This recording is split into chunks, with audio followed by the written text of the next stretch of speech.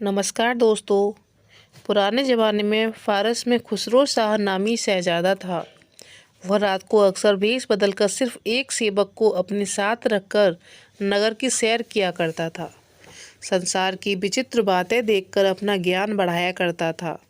जब अपने वृद्ध पिता की मृत्यु होने पर वह राजगद्दी का मालिक हुआ तो उसने अपना नाम के खुसरो रखा, किंतु उसने वेश बदलकर नगर का घूमना तब भी जारी रखा। हाँ, उसके साथ सेवक के बजाय मंत्री होता था।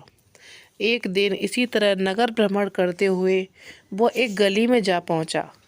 वहां एक मकान के अंदर से स्त्रियों की कुछ ऐसी बातचीत सुनाई दी कि वह कान लगाकर उस दरवाजे पे खड़ा हो गया। दरवाजे की दरारों में झांक कर देखा तो उसे एक दालान में 3 युवतियां बात करती हुई दिखाई दी। यह तीनों बहनें थीं। बड़ी बहन ने कहा, मुझे अच्छी रोटियां खाने का शौक है। अगर मेरा विवाह शाही नानबाई से हो जाए तो मज़ा आ जाए। मझली बहन बोली, मैं तो तरह तरह के खानों की शौकीन हूँ। मैं चाहती हूँ कि मेरा विवाह बादशाह के बावर्ची से हो जाए। छोटी बहन चुप रही। उसकी बहनों ने बहुत पूछा तो उसने कहा, मेरा काम नौकर चाकरों से नहीं चलेगा। मैं तो स्वयं बादशाह से शादी करना चाहती हूँ। इतना ही नहीं, मैं चाहती हूँ कि बादशाह से मेरे एक बेटा पैदा हो और जिससे एक और के बाल सोने के हों, दूसरी ओर के चांदी के। वह बालक जब रोए तो उसकी आंखों में आंसुओं की जगह मोती गिरे और जब वह हंसे तो उसके होठों में कलियां खिली हुई मालूम हो। उसकी बड़ी बहन यह सुनकर हंसने लगी और बोली, तू तो हमेशा पागलों जैसी बातें ही करती है। बादशाह को इसकी वार्तालाप से बड़ा कौतूहल हुआ। उसने मंत्री को आज्ञा दी कि इस घर को अच्छी तरह पहचान रखो और कल सुबह इन तीनों बहनों को मेरे सामने हाजिर करो। मंत्री ने दूसरे दिन उसकी आज्ञा का पालन किया और तीनों बहनों को बादशाह के समक्ष लाकर पेश कर दिया। बादशाह ने देखा कि छोटी बहन अपनी अन्य बहनों से कहीं अधिक सुंदर है। वह निगाहों से बुद्धिमान भी लगी। बादशाह उसे देखकर मुग्ध हो गया। फिर बादशाह ने कहा, तुम लोग कल रात को अपने दालान में बैठी क्या बातें कर रही थी? ठीक ठीक वही बताना जो तुमने कहा था। खबरदार एक शब्द का भी अंतर न पड़े। याद रखो, तुम्हारी बातें कल रात को मैंने खुद अपने कानों से सुनी हैं। गलत बात कहोगे तो मुझे मालूम हो जाएगा। यह सुनकर तीनों बहनें सिर झुकाए बैठी रहीं। लज्जा और भय के कारण उनकी जबान बंद हो गई। पूछने पर उन्होंने कहा, हमें कुछ याद नहीं कि हमने क्या कहा था। बादशाह ने अपनी तसल्ली देते हुए कहा, तुम लोग भूली कुछ भी नहीं हो। निडर होकर बताओ, कल रात आपस में क्या बातें कर रही थी? तुम कोई बुरी बात नहीं कर रही थी। मैं केवल अपने सामने एक बार फिर तुम्हारी बातें सुनना चाहता हूँ। बादशाह का काम प्रजा की आवश्यकता पूरी करना होता है। मैं भी जहाँ तक हो सकेगा तुम्हारी इच्छाएं पूरी करूँगा। हाँ, यह ख्याल रखे कि तुम लोग वही कहो जो तुमने कल रात को कहा था। बयान बदला ना जाए। मजबूर होकर तीनों ने एक एक करके बताया कि पिछली रात क्या कह रही थी। बादशाह सुनकर मुस्कुरा उठा।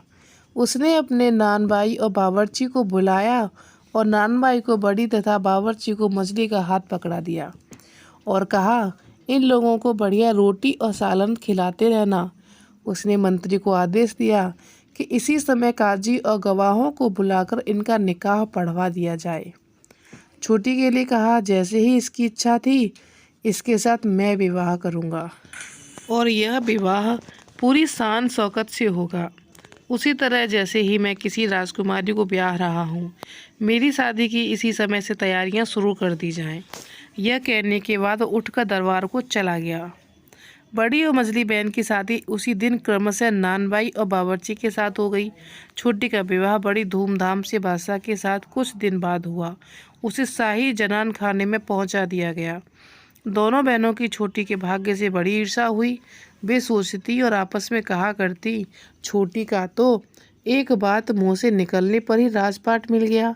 हम लोग उसकी एक तरह से नौकरानियां हो गईं। एक दिन बड़ी ने मजली से कहा, ये छोटी ऐसी कौन सी हूर की परी है तो इसे बादशाह ने ब्याह लिया। मुझे तो इस बात से बहुत बुरा लग रहा है। मछली बोली, मुझे भी बड़ा बुरा लग रहा है। आखिर बादशाह ने उसमें ऐसा क्या देखा तो उसे मलिका बना दिया। कही हुई बातों का क्या है, आदमी हर तरह की बातें करता है। मेरी समझ में तो छोटी, बल्कि तुम बादशाह के योग्य थी। बड़ी ने कहा, मुझे भी यह देखकर आश्चर्य है कि बादशाह की क्या आंखें फूट गई थी जो उसने उस चुईया को पसंद किया। उससे तो तुम 1000 दर्जे अच्छी थी। फिर दोनों ने सलाह की कि इस तरह कुड़ने एक दूसरे को तसल्ली देने से काम नहीं चलेगा, किसी तरह से उसे ख़त्म किया जाए या बादशाह की निगाहों में गिराया जाए, तभी मन को शांति मिलेगी। फिर भी उनकी समझ में ना आता कि इसके लिए क्या उपाय किया जा सकता है। यद्यपि यह ठीक बात थी कि जब वे दोनों छोटी बहन से मिलने जाती तो वह उनकी हैसियत का ख्याल न करती, बल्कि बहनों की तरह ही अपनेपन से उनकी अभ्यर्थना करती। फिर भी उनकी हैसियत उससे नीची थी, तो सभी लोग जानते थे कि वे दोनों नौकरों की स्त्रियां हैं और उनकी बहन रानी है। बादशाह भी अपनी सेवकों की पत्नियों को क्यों खातिर में लाता। कुछ महीनों बाद रानी को गर्भ रहा। यह सुनकर बादशाह को बड़ी खुशी हुई। अब उन दोनों ने अपनी छोटी बहन से कहा, हमें इस बात से बड़ी प्रसन्नता है, बयान नहीं कर सकते। हम दोनों की इच्छा है कि तुम्हारी प्रसूति और उसके 40 दिन बाद तुम्हारी देखभाल पूरी तरह से हमारे ही सुपुर्द हो। मलिका ने कहा, इससे अच्छी क्या बात हो सकती है। तुम दोनों मेरी माँ जाई हो, तुमसे बढ़कर कौन देखभाल करेगा। तुम अपने पतियों के द्वारा यह आवेदन बादशाह के सामने करो, आशा है वे इसे स्वीकार कर लेंगे। उन्होंने अपने अपने पतियों के द्वारा बादशाह से यह आवेदन किया तो उसने कहा कि मलिका से पूछकर ही अनुमति दूंगा। उसने अपनी मलिका से पूछा तो वो खुशी से तैयार हो गई, क्योंकि उसने तो पहले ही बहनों की बात मान ली थी। बादशाह ने कहा, मेरी समझ में भी यह बात ठीक रहेगी। वे कुछ भी हों, वे हैं तो तुम्हारी बहनें ही ना। खैर, आदमियों से तो अधिक अच्छी तरह तुम्हारी देखभाल करेंगी।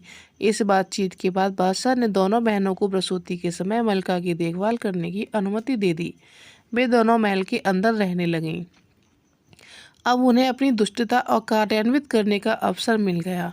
जब मलिका की प्रसूति का समय आया तो उन्होंने समस्त दासियों को वहां से हटा दिया और मलिका ने एक अत्यंत सुंदर पुत्र को जन्म दिया। इससे उन दोनों की डाह और बढ़ी गई।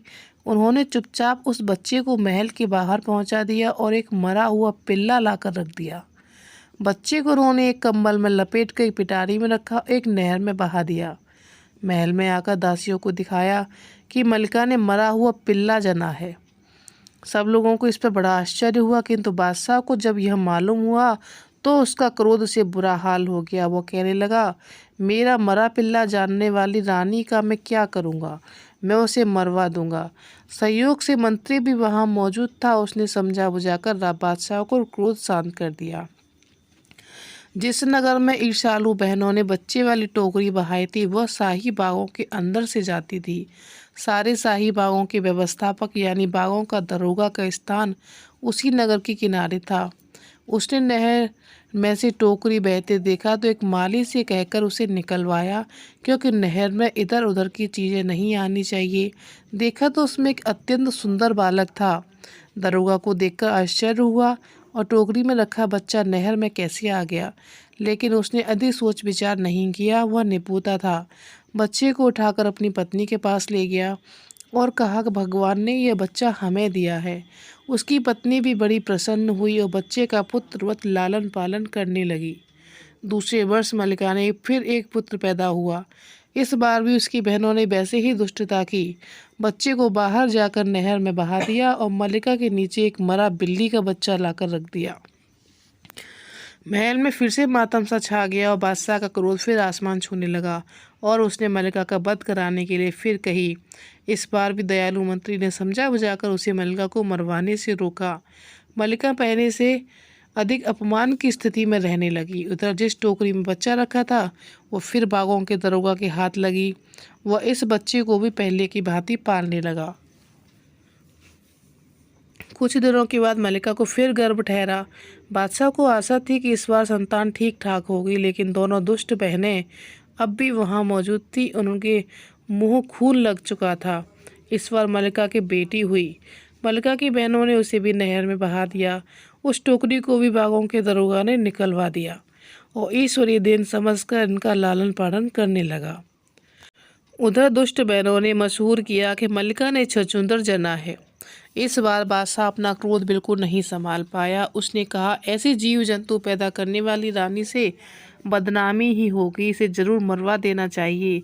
दयालु मंत्री ने उसके पैरों पे गिरकर कहा, पृथ्वीपाल, आप कुछ न्याय अन्याय का विचार करें। इसमें रानी का क्या अपराध है? आपकी बदनामी वाली बात ठीक है, तो इसके लिए यह करें कि मल्लिका के पास जाना छोड़ दें। तो दोस्तों, कैसी लगी आपको आज की कहानी? उम्मीद करती हूँ आपको पसंद आई होगी। और अभी बहुत ही बड़ी कहानी है, तो और मैं इसके पार्ट मुझे बनाने पड़ेंगे, तो आगे का पार्ट आपको कल मिलेगा। और फुल वॉच करिएगा और देखिएगा आखिर एंड में क्या होता है रानी के साथ में और बच्चों के साथ में। तब तक के लिए धन्यवाद।